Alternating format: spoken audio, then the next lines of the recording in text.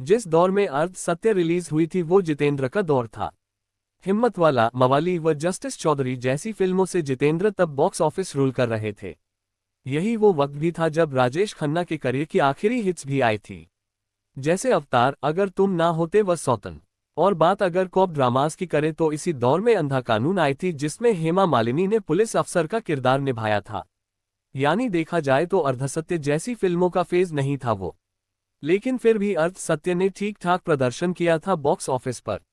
पत्रकार सुभाष के झा को दिए एक इंटरव्यू में अर्धसत्य के डायरेक्टर गोविंद निहलानी जी ने बताया था कि अपनी डायरेक्टोरियल डेब्यू आक्रोश के बाद वो लेखक विजय तेंदुलकर से अगले प्रोजेक्ट के बारे में चर्चा करते रहते थे। साथियों, यहाँ पहले इस बात का जिक्र कर दिया जाए कि अर्धसत्य साल 1983 में आज ही के दिन 19 अगस्त रिलीज हुई थी, और इत्तेफाक से आज गोविंद निहलानी जी का जन्मदिन भी है। साल 1940 की 19 अगस्त को गोविंद निहलानी पैदा हुए थे।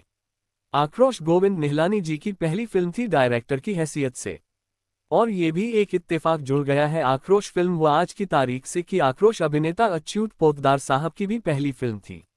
आज ही अच्युत पोद्दार जी की मृत्यु की खबर आई है। वैसे उनकी मृत्यु कल ही हो गई थी, मगर खबर आज आई है। खैर, आगे बढ़ते हैं। तो जब आक्रोश के बाद गोविंद निहलानी विजय तेंदुलकर जी से नेक्स्ट प्रोजेक्ट के बारे में बात करते थे, तब कई तरह के आइडियाज पर इन दोनों के बीच चर्चा हुई थी।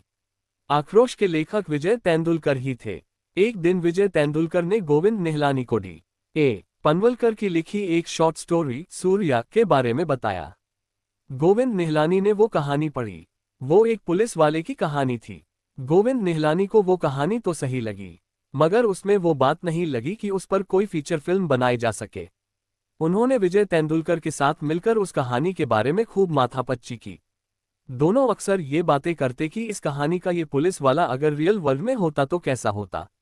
गोविंद निहलानी ने विजय तेंदुलकर को आइडिया दिया कि ये कहानी ऐसे भी डेवलप की जा सकती है कि जिस अपराधी के खिलाफ वो पुलिस वाला लड़ रहा था, उसी अपराधी की सुरक्षा का जिम्मा एक दिन उसे मिलता है। आखिरकार विजय तेंदुलकर अर्धसत्य का स्क्रीन प्ले लिखते हैं और गोविंद निहलानी उस पर फिल्म बनाते हैं। और अर्धसत्य जब रिलीज होती है तो जो लोग इस फिल्म को थिएटर में देखते हैं, उन सभी को ये फिल्म बहुत पसंद आती है। फिल्म का हर किरदार जबरदस्त अभिनय करता है। गोविंद निहलानी जी ने उस इंटरव्यू में बताया था कि पहले विजय तेंदुलकर ने इस फिल्म की एंडिंग कुछ और लिखी थी। पहली एंडिंग कुछ यूं थी कि आखिर में ओम पुरी का किरदार अनंत वेलिनकर सुसाइड कर लेता है। स्मिता पाटिल वेलिनकर के घर आती हैं तो उन्हें पता चलता है कि वेलिनकर ने खुद को खत्म कर लिया है।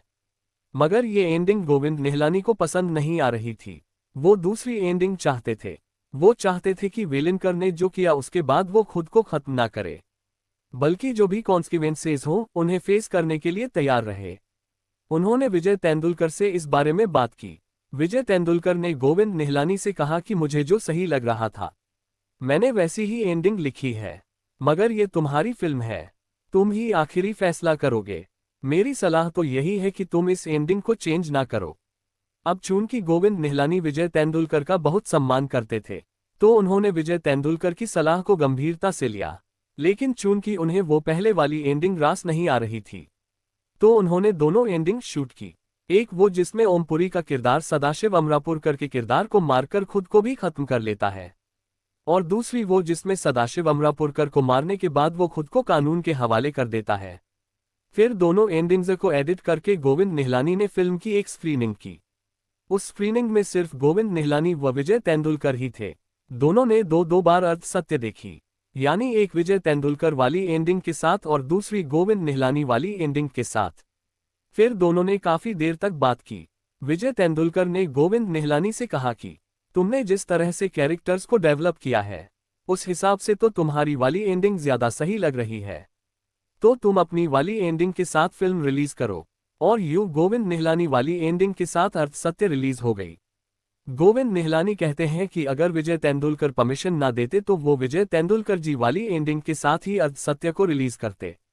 उस वक्त के कुछ मीडिया आउटलेट्स में किसी वक्त पर ऐसी खबरें छपी थी कि गोविंद निहलानी अर्धसत्य में अमिताभ बच्चन को लेना चाहते थे, मगर अमिताभ ने मना कर दिया। हालांकि सुभाष के झा को दिए इंटरव्यू में गोविंद निहलानी ने इस बात को गलत बताया था। उन्होंने कहा था कि इस फिल्म के लिए शुरुआत से ही उनके जहन में ओम पुरी की छवि थी। ओम पुरी का चेहरा जिस तरह का है वो उस किरदार के लिए एकदम फिट था।